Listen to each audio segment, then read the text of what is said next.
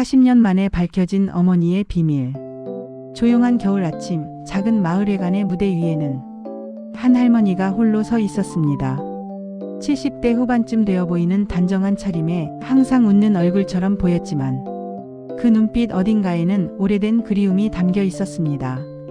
그녀의 앞에는 오래된 악보가 한 장 놓여 있었고 할머니는 떨리는 손끝으로 그 위를 천천히 어루만졌습니다. 그리고 아무도 없는 공간을 바라보며 마치 40년 전으로 돌아간 듯 아주 조용히 노래를 시작했습니다. 그 순간 그녀가 누구인지, 왜 이 나이에 다시 노래를 부르게 되었는지, 그동안 무슨 이야기를 숨기고 살아온 사람인지 아무도 알지 못했습니다. 대체 이 할머니에게는 어떤 비밀이 숨겨져 있었을까요? 이야기의 전말이 궁금하시다면 구독과 좋아요 한번 눌러주시면 평범해 보이는 사람들 속에 숨어있는 따뜻한 이야기들을 매일 전해드리겠습니다.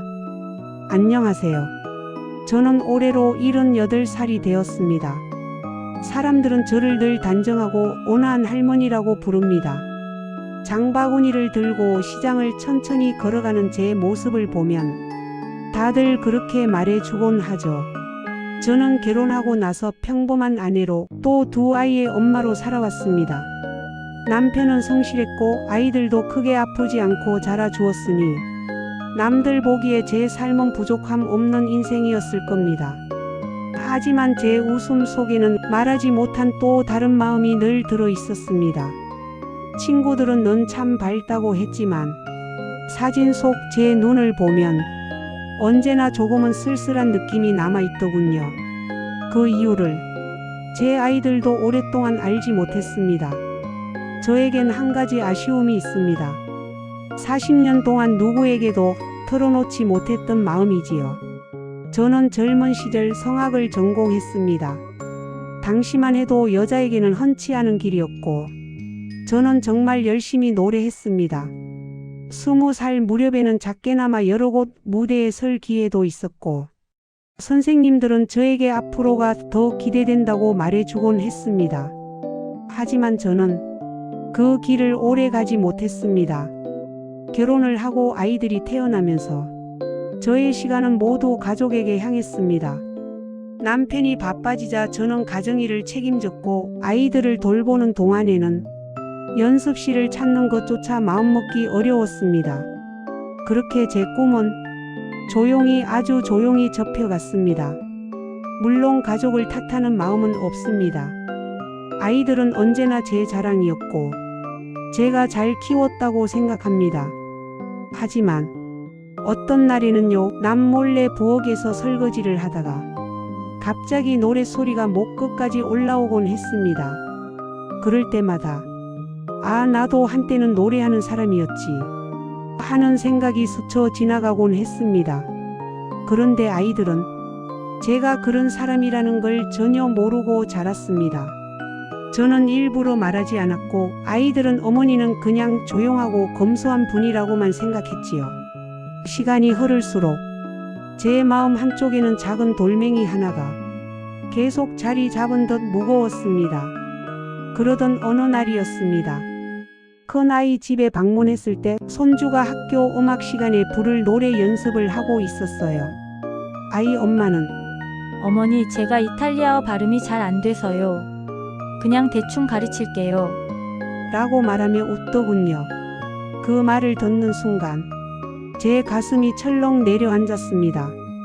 저 발음, 저 곡, 내가 예전에 무대에서 불렀던 곡인데 저도 모르게 정말 무심코 그건 이렇게 해야 돼 하고 한 소절을 따라 했습니다.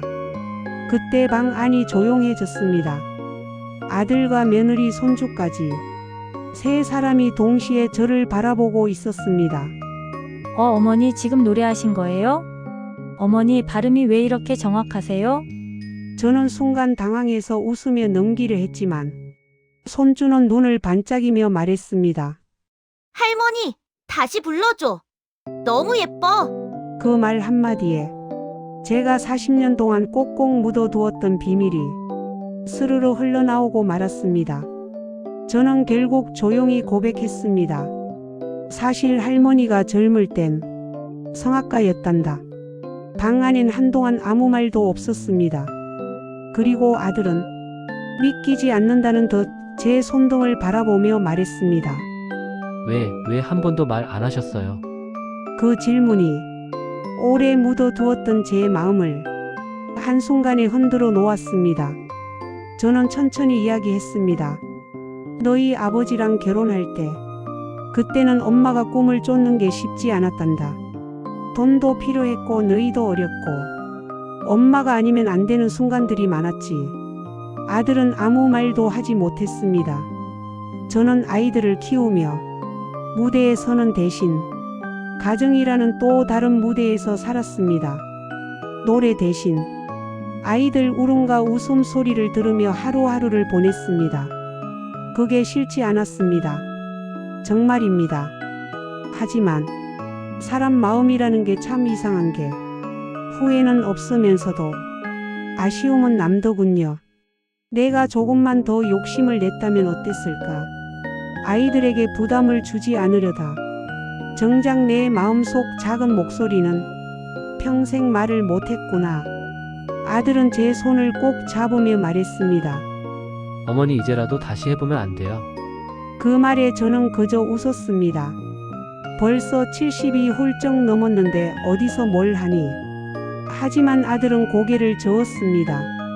늦었다고 생각할 때가 제일 빠른 때라잖아요. 어머니가 그렇게 말씀하셨잖아요. 그 말을 듣는데 마음속이 울컥했습니다. 그 후로 저는 마을회관에 마련된 작은 무대에서 가끔 노래를 부르기 시작했습니다. 누구에게 보여주기 위한 것이 아니라 그저 제 마음에 쌓였던 먼지를 털어내는 마음으로요. 아들 내외는 공연이 있으면 꼭 찾아왔고 손주는 제 자랑스러운 첫 번째 관객이 되었습니다. 비록 화려했던 젊은 날의 무대는 아니지만 이제야 제 목소리가 진짜 나에게 닿는 것 같았습니다. 사람들은 말합니다. 나이 들면 꿈은 다 지나간 거다. 하지만 저는 이제야 알겠습니다. 나이가 든다는 건 그 꿈을 다른 모습으로 다시 만날 기회가 찾아온다는 뜻이더군요. 여러분은 어떻게 생각하시나요?